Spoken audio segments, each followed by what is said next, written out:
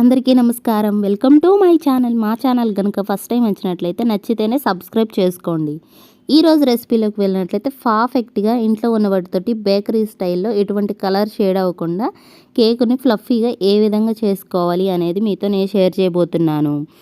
ఇక లేట్ చేయకుండా ప్రాసెస్లోకి వెళ్ళిపోదాము. ఇక్కడ నేను చూపించబోతున్నాను కప్పు కొలతలతో. ముందుగా దీనికోసం ఒక కప్పు పంచదారను తీసుకొని ఈ విధంగా మిక్సీ జార్లో యాడ్ చేసుకొని పౌడర్ ప్రిపేర్ చేసుకోవాలి. ఈ విధంగా ఒక బౌల్లో మైదాని యాడ్ చేసుకొని ఈ విధంగా జల్లించుకోవాలి. ఈ విధంగా మైదాని అంతటిని కూడా జల్లించుకున్న తరువాత ఇప్పుడు ఇందులో 1/2 టేబుల్ స్పూన్ బేకింగ్ సోడాని యాడ్ చేసుకోవాలి.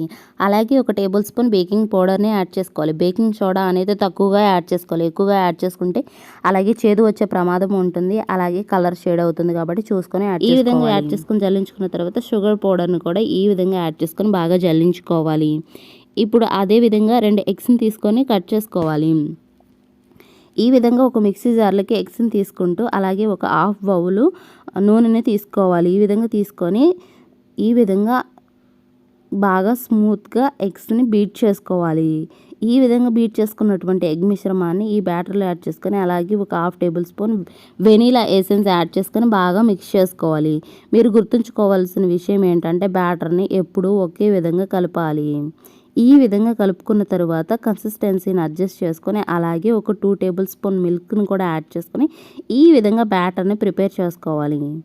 ఈ విధంగా ఒక గిన్నె తీసుకొని అందులో ఆయిల్ని యాడ్ చేసుకొని ఆయిల్ని ఈవెన్గా బాగా మిక్స్ చేసుకోవాలి. ఈ విధంగా చేసుకున్న తర్వాత ఇందులో మైదాని కూడా యాడ్ చేసుకొని బాగా ఈ విధంగా చేసేసుకోవాలి. ఇలా చేసుకోవడం వల్ల కేక్ అనేది అడుగున అంటకుండా పర్ఫెక్ట్గా బాగా బేక్ అయ్యి బయటికి వస్తుంది. అలాగే బటర్ పేపర్ని కూడా యూజ్ చేయడం వల్ల మనకి ఇంకా బాగా ఈజీగా ఊడొస్తుంది. ఇది ఇంట్లోనే మనకి ఎలాగో పేపర్స్ ఉంటాయి కాబట్టి దానికి ఆయిల్ అప్లై చేసినట్లయితే మనకి ఆ పేపర్స్ అనేవి తయారవుతాయి. ఇప్పుడు ముందుగా మనం తయారు చేసి పెట్టుకున్నటువంటి పిండి అందులో యాడ్ చేసుకొని సిద్ధం చేసుకోవాలి. ఒక కడాయి పెట్టుకొని అందులో ఉప్పుని యాడ్ చేసుకొని ఈవెన్గా ప్రెస్ చేసుకున్న తర్వాత ఈ పిండిని తయారు చేసుకున్నటువంటి బౌల్ని ఒక్కసారి ట్యాప్ చేయాలి. ఏమైనా బబుల్స్ ఉంటే ఈవెన్గా వస్తుంది.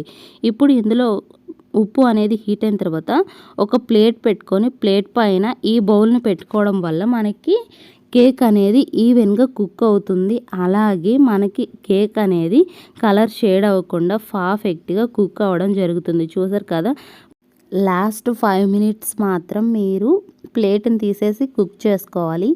ఈ విధంగా 45 మినిట్స్ పాటు కుక్ చేసుకున్న తర్వాత కేక్ అనేది పర్ఫెక్ట్గా కుక్ అవుతుంది అనమాట. ఈ విధంగా 10 నిమిషాల తర్వాత చూసినట్లయితే చూసారు కదా, చేతికి కూడా ఏమీ అంటుకోకుండా పర్ఫెక్ట్గా కుక్ అయిపోయింది అనమాట మన కేక్ రెసిపీ అయితే మాత్రం.